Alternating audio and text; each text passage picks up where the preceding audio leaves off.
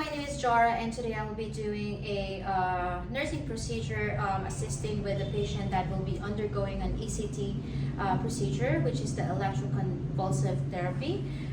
So first I would like to check on some things like a pre-nursing checkup for this patient that will be undergoing that ECT procedure. So first you would like to ensure that the patient is well hydrated. So give them some water prior to doing this procedure. So give that patient water. That way it's the dehydration will be reduced after this procedure, because usually the patient is NPO when you're doing this procedure. So you don't want to dehydrate the patient. And then secondly, you would like to arrange for any safekeeping for the patient's belongings. So if the patient has some necklace, so check on that one. If there's a watch or anything that belongs to the patient prior to this procedure, you would like to do a safekeeping for this patient here. And then third, you would like to also explain the procedure to the patient, what's going to happen, what are the effects afterwards, and all that. Just do some health teaching and explanation to this patient. That way the patient will understand and will be cooperative during this procedure. Especially the patient will be sedated, so you want to make sure that the patient's understanding is good enough that they would be okay to undergo this procedure. And then if just in case there's any significant other or any person that would like to be in the room with the patient, or if there's any like students, medical students, residents and stuff like that, just ask for the patient permission. Let them sign a consent that this person is okay to be in the room, or just make sure that it's okay also for the anesthesiologist to have this person in the room with the patient. Just verify with that one. And then you would like to make sure that the person have fasted prior to doing this procedure. So just instruct the patient that no food or fluid prior to this procedure, because if you have anything in your stomach, it might regurgitate or it might be aspirated to the patient, because the patient will be unconscious and all that. They might have some convulsions, so you don't want anything that will be aspirated to the patient's lungs. So just keep an eye on that one, and just make sure that the patient is NPO prior to doing this procedure. And then just make sure that you do a pre-testing for this patient, especially just like a simple cognitive test. That way you would know if there's any comparison from the before and after with this procedure that we're doing with the patient. So you would like to identify any problem that would arise after the procedure. So just make sure you do that simple cognitive test. And then just make sure that all the medications for this patient is administered correctly in their time, but just make sure and just verify with the anesthesiologist if there's any medication that needs to be withheld or put on hold on it. That way it is safe for the patient to do this procedure properly. So just verify with that with the doctor and the anesthesiologist when you're administering the medication. Just make sure that those medication that needs to be administered will be administered correctly on the time and frequency of the medication. Ensure that the patient is not wearing any makeup, so just check on the patient if there's any makeup, and also like nail acrylic or some ear piercings, or like lots of body pierces, just to avoid and prevent any interference for this procedure. And also you would like to get an observation of the feet and hands following the administering of the anesthetic. So you would like to make sure that you would watch that when the patient is undergoing this procedure. And then you would like to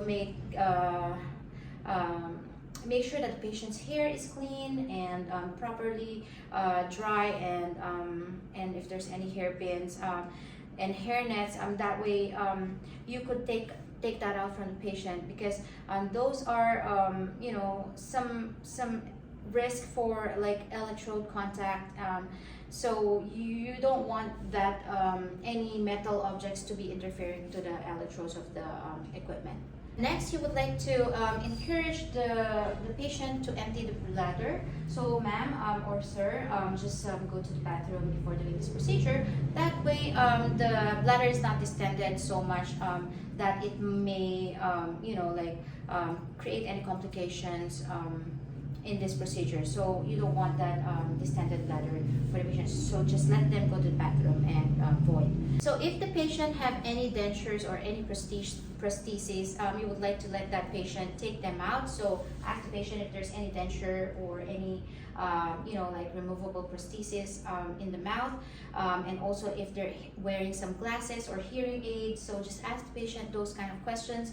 That way you would like to assist the patient in in taking those out, or it might be beneficial for the patient to use those apparatus as long as it's before the treatment, but during the treatment you would like to take those out because it's for the safety of patients as well. So next, the 12th procedure, you would like to check multiple times on the patient's ID band. So just make sure, usually the patient has an identity band.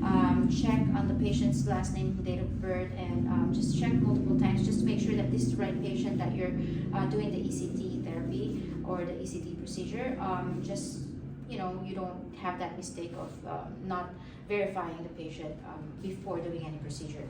And then check with the patient if there's anyone with them during this procedure, because the patient cannot be driving within 24 hours after the procedure because it's for the safety of the patient. So just check with them if there's anyone that could drive them home, they could safely go home after this procedure. Then next, you would like, as a nurse, you would like to check with the patient also if who the individual is, to know what's going on with the patient. If the patient have consented someone, or the patient have said to their significant others that they will be doing this procedure, you would like to invite that person into the treatment waiting room. That way you could alleviate a little bit of the anxiety of the patient before this treatment. So then next, you would like to perform the treatment checklist for general anesthesia and the ECT procedure. You would like to check on this. That way we want to make sure that the person is generally ready for the procedure, and also it is safe to do this procedure with because the patient is going to be undergoing some anesthesia, general anesthesia. So you would like to make sure that the checklist is all done, and the patient will be safely will safely go under this procedure. Next is if this patient is an outpatient and have traveled so far, like long distances, just make sure that this ECT procedure is scheduled during the day. That way we could allow the patient to have some recovery after this procedure is done, because you would like to let the patient sleep afterwards, or rest at least before even traveling home. So just make sure that it's done in the beginning of the day. So next is just make sure that the ECT coordinator have already directed some other nurses or other nurses role during this procedure. That way the quality of care for this patient is optimal, and you would continue to care for the staff, for the patient, and contribute to the staff development. So just make sure that the ECT coordinator has a role in monitoring and mentoring other nurses in this procedure. And then just make sure that enough or adequate handover occurs. That way we could support the continuity of the care. So you would like to provide some support needed by the psychiatrist and the anesthetist. That way we could facilitate some individual care to the person receiving the ECT. And then you would like to make sure that some documentation is completed that way we know that there's a continuation of care afterwards. And then just prepare the equipment and the consumables needed for the treatment, including like the local policies that needs to be reviewed, and also if there's any development in relation of the setup. Just make sure that equipment is properly working prior to doing this procedure, and just so we could get this ECT suite ready for the patient just before the administration of the treatment. Then you would like to record the physical observations. That way you could facilitate monitoring of the individual's progress. So that will end my return demonstration for the nursing consideration and checklist for the ECT procedure.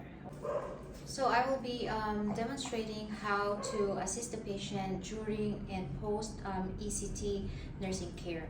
So for this procedure, first you would like to welcome the patient in the suite, and then introduce each and every one of the staff that is going to be with the patient undergoing this procedure. That way the patient has an understanding, and the patient could also become familiar with the patient, with all the staff members that will be with the patient during this time. So, introduce yourself, and then just introduce each and every one in the room. And then just make sure that the person that is doing this procedure doesn't have any footwear.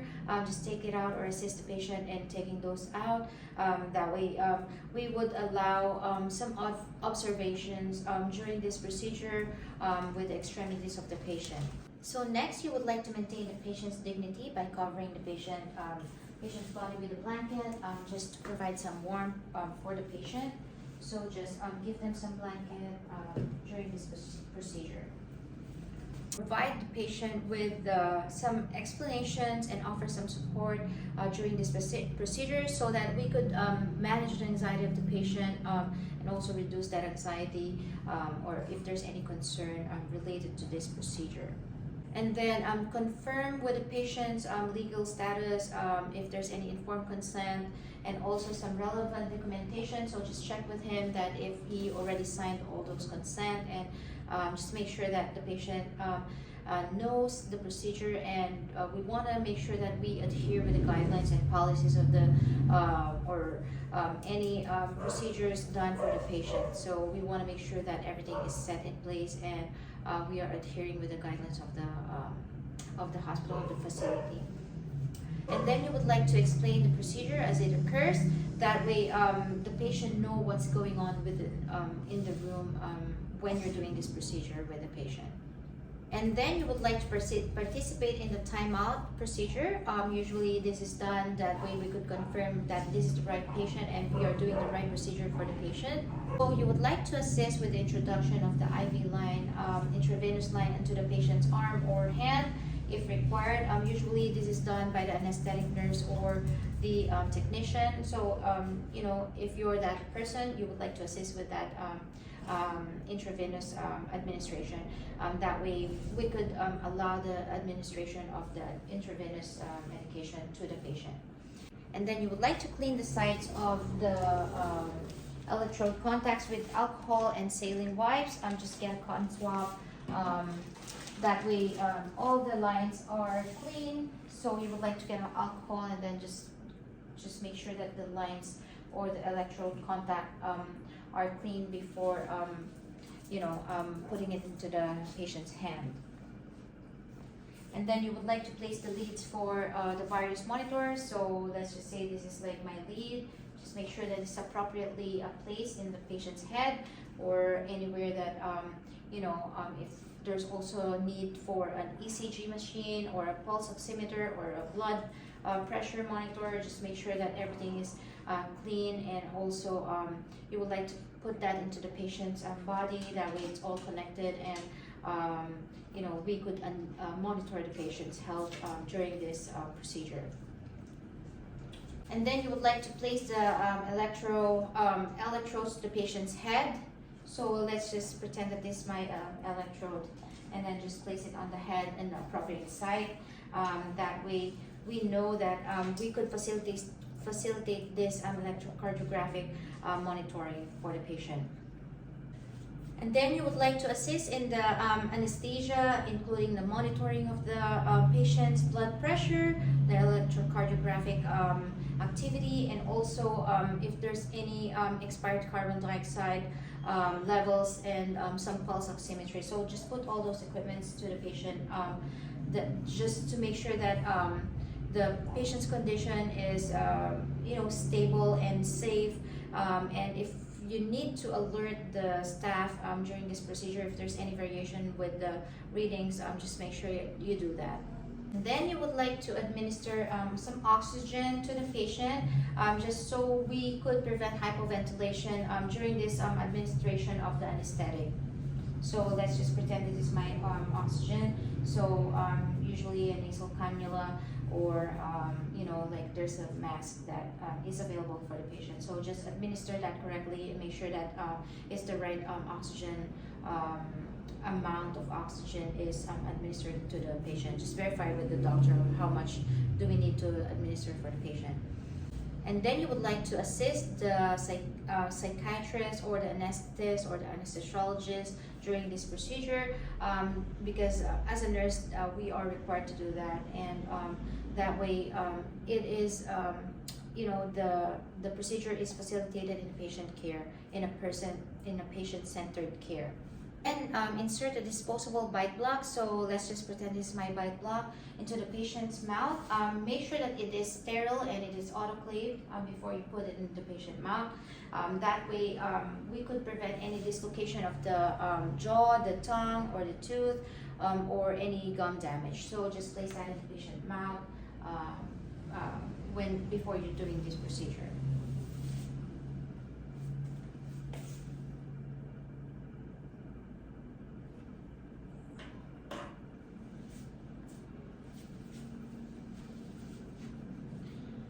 And then when the machine is here and the patient is ready, you would like to press that button. Just make sure you coordinate with the psychiatrist and consult with the psychiatrist if this patient is ready for the test or the ECT machine, okay?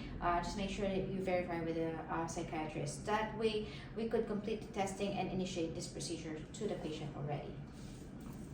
So you would like to also time the duration of the seizures and the time between the seizures and just make sure that you communicate this with the psychiatrist.